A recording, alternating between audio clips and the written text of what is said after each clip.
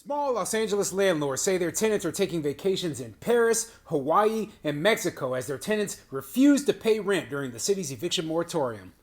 I'm Tony, and this is Real Estate Investing and Landlord News. Alright, so I have an update for you today, and it's going over the city of Los Angeles' eviction moratorium.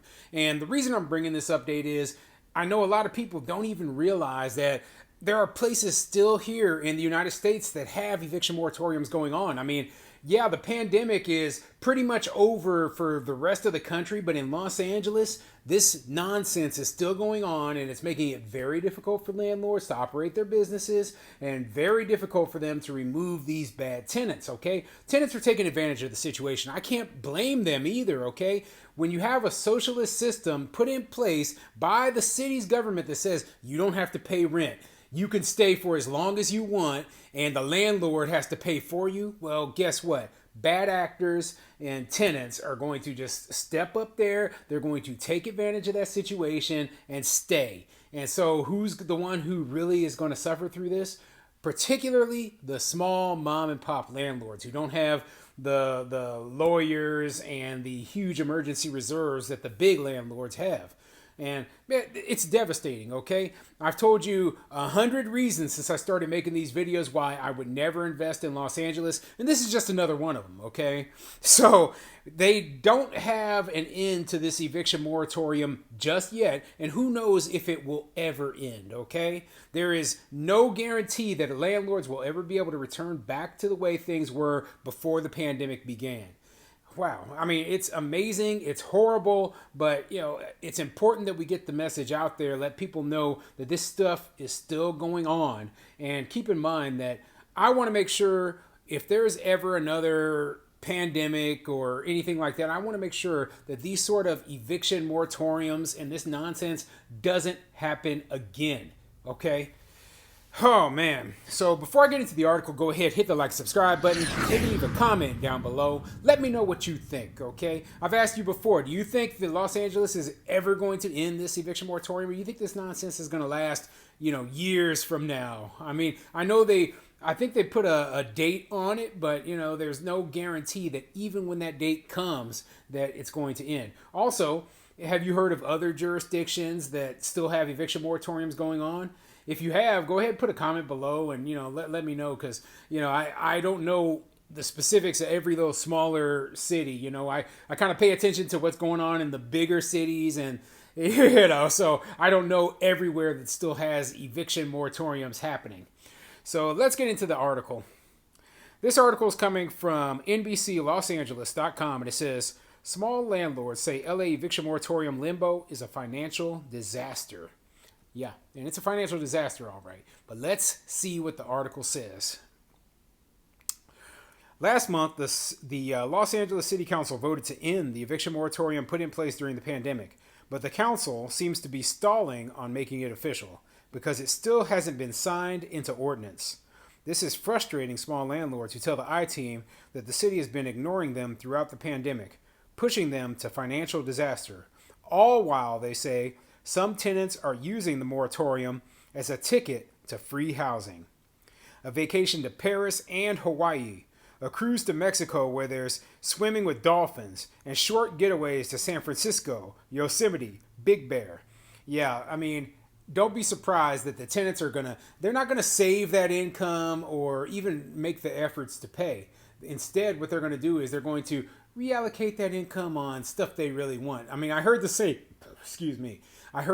thing about the student loan repayment that the president had put in place, right? Basically, what people were doing, rather than using the savings that the president put in place to get themselves more out of debt, they were using that money for vacations and for gifts and crap that they don't really need. Okay, and that's what a lot of people don't realize. They think to themselves, oh, well, we're going to pay these bills for these people, and that will help them get out of this bad financial situation that they find themselves in, right?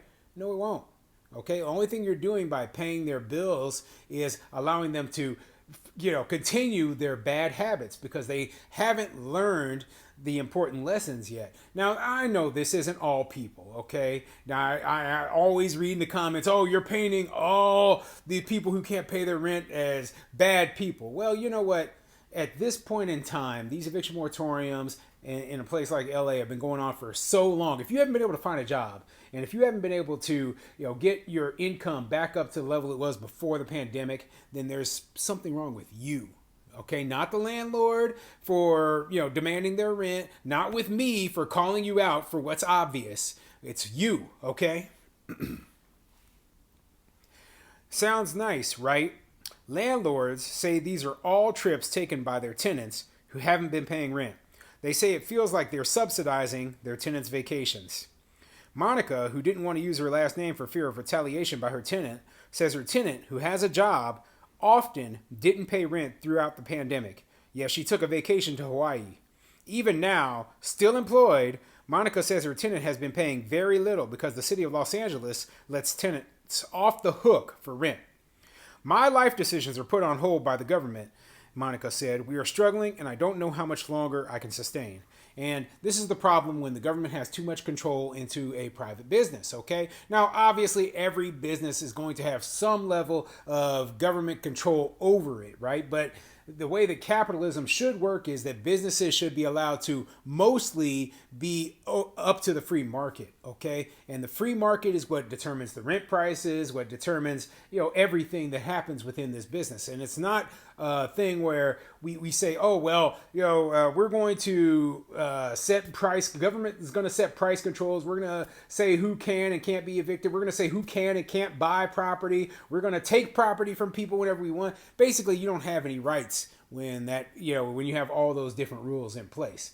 And when you don't have any actual property rights, then there's no hope. Okay, they're picking winners and losers in the government, and the property owners in many cases are the losers. Monica recovered some unpaid rent from the state after it created a fund to help landlords recoup rent from their tenants that didn't pay, but that fund has long dried up. Monica says her tenant owes her $23,000, pushing Monica to the brink of financial ruin. What this is going to do is throw all of us housing providers onto the street as well, she said. Yeah, and that's one of the arguments right there that they use a lot. Oh, well, there is the rental assistance programs, the rental assistance programs, the rental assistance programs. Well, guess what? The funding for those rental assistance programs has mostly dried up. It's gone. Okay? There's no way that you can continue to fund a whole bunch of people living for free indefinitely in anywhere, okay, without massively raising taxes on those people who are working. And people aren't having it. They're just not having it. Okay, California already has the highest tax rate, income tax rate of any state in the entire country. And then they want to say, hey, well, you know what? Now you got to pay for these people who don't want to pay their own rent on top of that. No. Okay. You know what happens, and this is what really the result of all these laws and rules happen. It's going to be that these landlords are going to sell their properties, right? They're going to get out of the rental property business, and either they're just not going to buy any more, or they're going to go invest out of state, or they might move out of state, take their money with them. And I don't blame them. That's my suggestion, actually. Okay.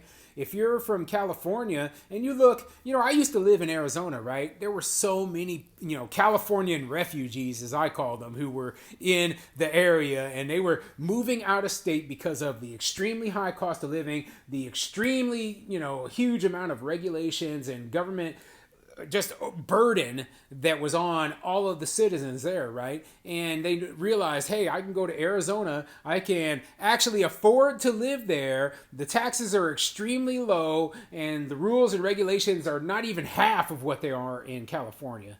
And so I can just live my life and be happy and not have all this interference from the government, which is what the problem is in California. And people are saying the same about Nevada and, other states where Californians have been moving to. So, it's going to be, and I believe the 2020 census was the first time that the population declined in California in a very, very long time. And so, I expect more of that. I do. The more laws, the more rules, the more regulations you put onto people, the harder it's going to be to operate your businesses, just to live your life, even if you're just an average person. The middle class is what's being forced out the most. Those are the people who are the small mom and pop landlords, okay? They're the ones who own one house that they probably used to live in themselves. They decided to rent it out, and now they're suffering under eviction moratoriums and, ridiculous nonsense and rules put in place by government who cares more about the people who are trying to screw over, people and live for free than they are about making sure their state is a nice place to live.